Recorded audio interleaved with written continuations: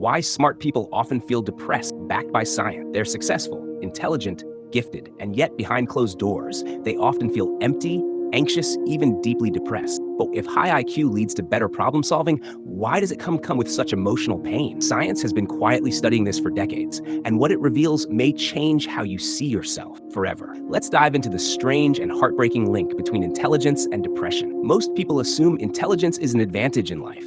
And it often is, but it can also be a psychological weight. Smart people frequently struggle to relate to peers. Their interests, thoughts, and depth may not align with the people around them. This leads to chronic loneliness. In fact, studies have shown that a large percentage of gifted individuals report feeling socially isolated. Then there's existential awareness. Intelligent individuals tend to think deeply about life, death, meaning, and the universe. This type of thinking often starts early and can lead to existential anxiety and sadness, especially when answers don't come easily. Smart people also tend to overthink everything, every situation, every interaction, every choice. While this helps with analysis and problem solving, it often becomes a trap, one where the mind spirals into rumination, and rumination is closely linked to depression, according to multiple psychological studies. Another challenge is perfectionism. Highly intelligent people often expect more from themselves. They're not just aiming for success, they're aiming for flawless results. When they fall short, even slightly, the self-criticism can be brutal. Many smart individuals also suppress their emotions. They rely on logic, control, and reason, often at the cost of emotional health. But when feelings are constantly pushed aside,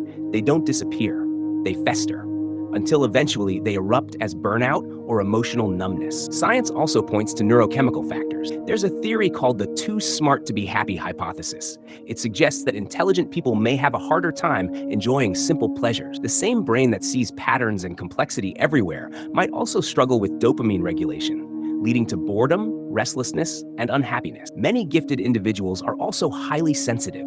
Bright lights, loud noises, social situations, they can become overwhelming. This sensitivity is often misdiagnosed or misunderstood, but it's common in those with high cognitive ability and contributes to emotional fatigue. There's also a significant overlap between high intelligence and neurodivergent. Conditions like autism and ADHD are more frequently diagnosed in people with high IQ. These conditions come with challenges like anxiety, sensory overload, and, yes, depression. Then there's the role of society. Smart people are often expected to have everything figured out. They're seen as strong, capable, and unshakable.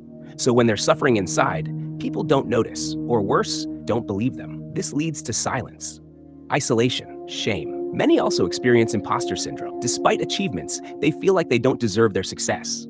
They constantly question themselves, afraid that someday someone will expose them as a fraud. This constant fear and self-doubt create a breeding ground for depression. And because they're smart, they often feel guilty for struggling. They think they should be able to fix it on their own, so they don't ask for help. And the silence deepens. But there is hope.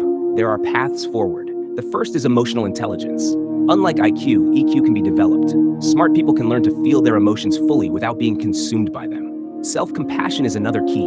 You can be brilliant and still be hurting. You can be gifted and still need rest. Be gentle with yourself. You're doing more than you realize. Find people who understand your depth. You're not alone. There are others who think and feel just like you. Seek them out. Talk.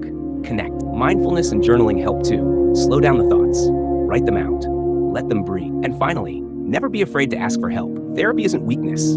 It's wisdom. You're allowed to feel lost. You're allowed to be human. If you've ever felt like your mind is both your superpower and your prison, you're not alone. This video is just a beginning. There are stories, strategies, and truths waiting for you here. So don't stop now. Explore the channel. Dive deeper into your mind. And if this resonated with you, like the video, subscribe, and share it with someone who might need this too. You're not broken, you're brilliant, and your healing begins with